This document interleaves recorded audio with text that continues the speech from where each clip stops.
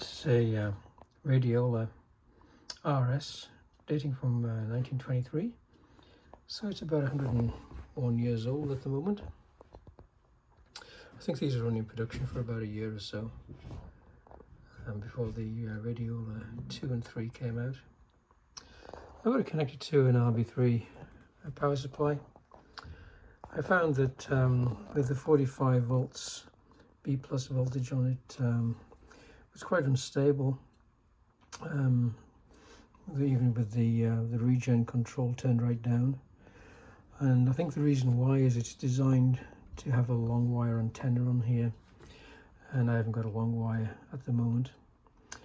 And you put a shorter wire, it doesn't dampen the front end tuned circuit enough to stop the regeneration. So that's just a quirk of the design. And the type of antenna I've got here is a mag loop, and I've just got one part of the mag loop connected to the antenna. But I found at 22 volts B+, it's reasonably stable, though you can't advance the regen control without it starting to oscillate. And on this setup I can pull in a couple of stations. That's all I can do with a pair of high impedance follows.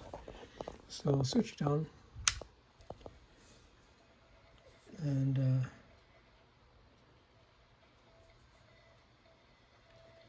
I might just be able to hear it. It's pretty faint.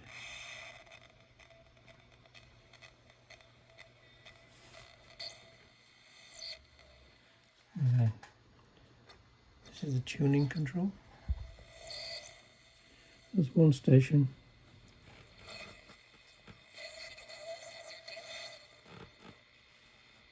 And that's the other station.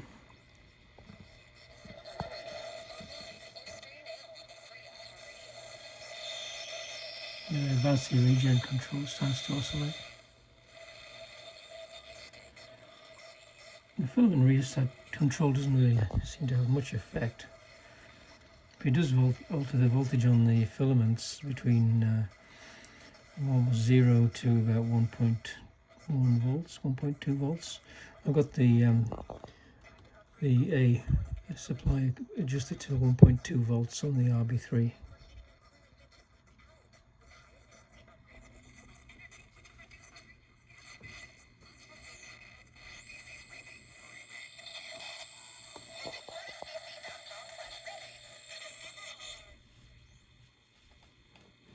And that's it.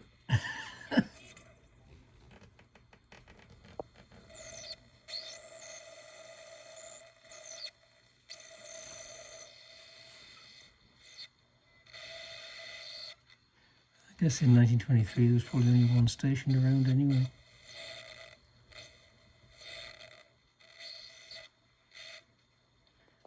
Anyway, there we go. So it's functioning. Interestingly, the tubes that are in here are not WD-11s, which it was designed for. They're actually a miniature tube or subminiature tube that has been mounted inside a test tube onto an original WD-11 base. I've done this in a Radiola 3 I own as well. These tubes are only rated for about 150 hours use, I think, so they're really just suitable for demo purposes. So there we go. I've just done a little bit of repair to the case. This is the case from it, and the 4 wood screws that hold the chassis in place, they were just rotating in the holes, so I just glued some toothpick in each one, just waiting for the glue to set, and then the wood screws will get purchase on those when I screw it back into the case later. And that's the circuit, pretty simple. The grid leak resistor, a couple of capacitors, rheostat, and a couple of variometer type coils. There we go, Radiola Model RS from about 1923. Operating.